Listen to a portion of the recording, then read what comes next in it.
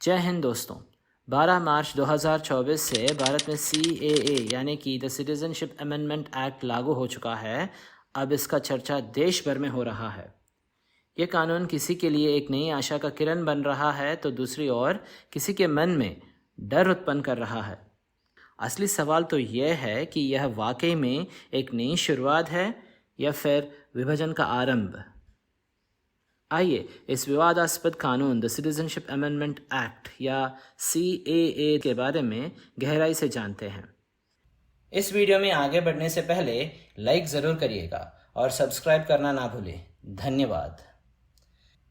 31 दिसंबर 2014 से पहले पाकिस्तान, बांग्लादेश और अफगानिस्तान से भारत आए हुए हिंदू, सिख, जैन, पारसी, क्रिश्चियन और बुद्धिस्ट इन 6 धर्म के रेफ्यूजीज इंडियन सिटीजनशिप के लिए अप्लाई कर सकते हैं।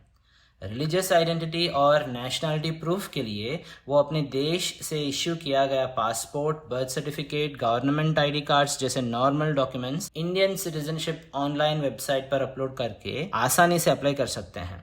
CAA 2019 से पहले इन रेफ्यूजीज को भारत सिटीजनशिप के लिए 11 साल वेट करना पड़ता था, लेकिन नए कानून से यह समय अब 5 साल कर दिया गया। यह कानून उनको भारतीय नागरिक बनने का मौका देता है, वो भी फास्ट ट्रैक। लेकिन दिसंबर 2019 में पहली बार जब ये लॉ पास हुआ था, आपको शायद याद होगा लोगों का क्या रिएक्शन था।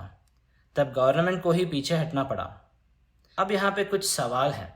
पहला, ये बिल क्यों जरूरी था? दूसरा सवाल, मुसलमान इस लिस्ट में क्यों नहीं है? तीसरा सवाल, क्या स्टेट गवर्नमेंट्स इस एक्ट को इम्प्लीमेंट होने से रोक सकते हैं? आइए जानते हैं। पहला सवाल, ये बिल क्यों जरूरी था?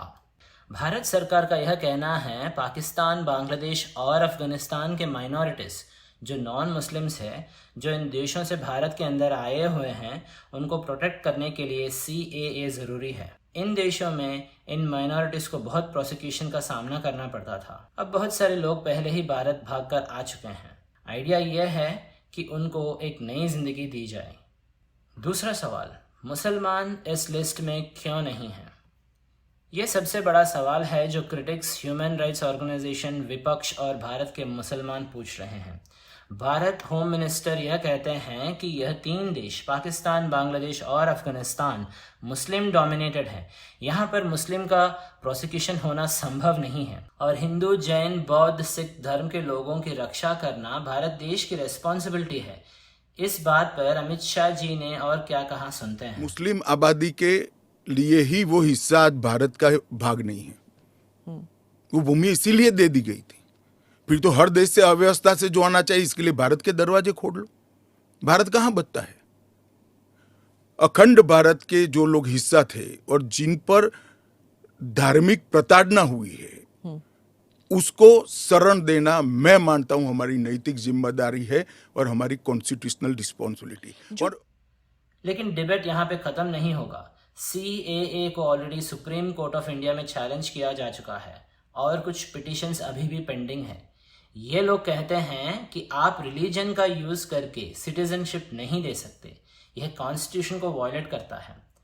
जिसके जवाब में सरकार कहता है जहां मुसलमान बहुसंख्यक हैं वहां कोई मुसलमान प्रोसिक्यूट हो ही नहीं सकता। पाकिस्तान के मुसलमान, बांग्लादेश के मुसलमान, अफगानिस्तान के मुसलमान, उनको नागरिकता नहीं दिया जाएगा तो इससे यहाँ के मुसलमानों को क्या दिक्कत है? ऐसा नहीं है कि CAA के कानून से हर किसी एप्लीकेंट को नागरिकता मिल जाएगा। इसके लिए एक प्रोसेस है। हर एक को प्रॉपर स्क्रीनिंग किया जाएगा, उनकी बैकग्राउंड वेरिफिकेशन होगा, फिर जाके इनको सिटीजनशिप मिलेगा। CAA 2019 एक्ट से इन 3 देशों को छोड़कर किसी भी देश से आए हुए रेफ्यूजीज को सिटीजनशिप नहीं दिया जाएगा। और सबसे ज़रूरी बात, सिर्फ 2014 से पहले आए हुए लोगों को ही सिटीजनशिप मिलेगा और इन 3 देशों के अलावा किसी भी देश के हिंदू को भी भारतीय का नागरिकता CAA एक्ट से नहीं मिलेगा। अगर सही में कोई कई सालों से यहाँ रह रहा है, उनको भारत का नागरिक बनना है, तो सिटीजनशिप के लिए एक अलग प्रोसेस है, उनको नागरिकता दिया जाएगा। इस कानून से बहुत सारे मुसलमानों को नागरिकता ऑलरेडी दिया गया है। अब तीसरा सवाल, क्या स्टेट गवर्नमेंट्स इस एक्ट को अपने स्टेट्स में लागू होने से रोक सकते हैं?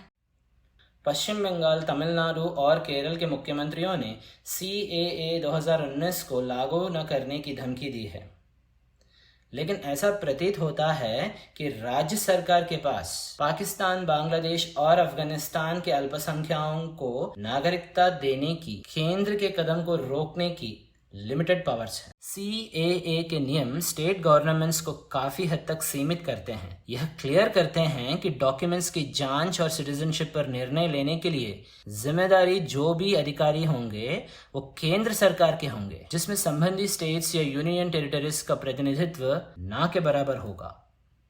CAA नियमों की डिजाइन राज्यों को स्वतंत्र रूप से एप्लीकेशंस को स्क्रीन करने और निर्णय लेने की कोई जगह नहीं देती।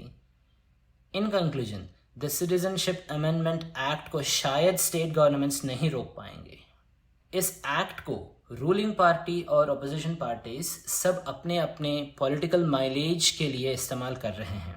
एक दूसरे पर आरोप और प्रत्यारोप करने का कोई मौका नहीं छोड़ रहे हैं। कांग्रेस इम्प्लीमेंटेशन का टाइमिंग को लेकर सवाल कर रहा है। जस्ट लोकसभा इलेक्शन से पहले इसे लाने का क्या मतलब है? बीजेपी के ऊपर यह आरोप है कि कहीं ना कहीं इलेक्शन के जस्ट पहले वेस्ट बंगाल और असम में बीजेपी के द्वारा पोलराइजेशन करने की कोशिश की जा रही है। मधुआ कम्युनिटी, जिनका पॉपुलेशन वेस्ट बंगाल में लगभग 1 करोड़ है, इनको अब इंडियन सिटीजनशिप मिल जाएगा और कहीं इलाकों में उनका वोट एक डिसाइडिंग फैक्टर बन सकता है। CAA के बाद मधुआ कम्युनिटी बीजेपी को पूरा सपोर्ट करेगा। एक्चुअली बीजेपी ने 2019 में बांगांव लोकसभा सीट इनकी सपोर्ट से ही जीती थी। इस कम्युनिटी से आने वाले MP और यूनियन मिनिस्टर शांतनु ठाकुर को बीजेपी ने अब फिर से यही सीट से फील्ड किया है। ऑपोजिशन भारत मुस्लिम को इस एक्ट के खिलाफ भड़काने का कोई मौका नहीं छोड़ रहा है। भारत के हर मुस्लिम के सामने एक नैरेटिव पेश किया जा रहा है। यहाँ NRC की बात की जा रही है। CAA के बाद NRC आएगा। NRC यानी नेशनल रजिस्टर ऑफ सिटीजन्स। इस पॉलिसी के अंडर सभी सिटीजन्स की एक लिस्ट बनाया जाएगा। CAA से मुस्लिम माइग्रेंट्स को सिटीजनशिप नहीं मिलेगी तो वो इस लिस्ट में नहीं चढ़ पाएंगे। पहले नॉन मुस्लिम माइग्रेंट्स को सिटीजनशिप दो और फिर मुस्लिम्स को निकालो। चुनाव की माहौल है तो CAA काफ़ी चर्चा में रहेगा। दोनों तरफ से इसको लेकर बहुत बातें होंगी। लीगल चैलेंजेस अभी भी पेंडिंग है और एक स्टेट और सेंट्रल का स्टैंड ऑफ भी देखने को मिल सकता है। अगर आपको ये वीडियो अच्छा लगा तो लाइक करना ना भूलें, सब्सक्राइब करके शेयर करें, हमें सपोर्ट करें। धन्यवाद। जय हिंद।